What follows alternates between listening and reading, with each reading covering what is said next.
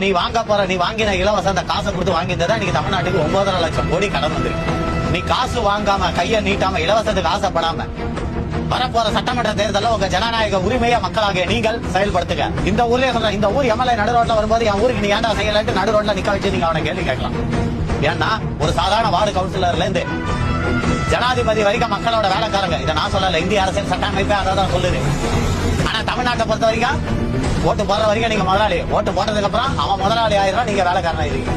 நீங்க ரோட்ல நின்று டாடா காட்டுறீங்க, அவன் கண்டதா கிளாசி கார்ல போயிட்டு நான் இதான் நடந்து.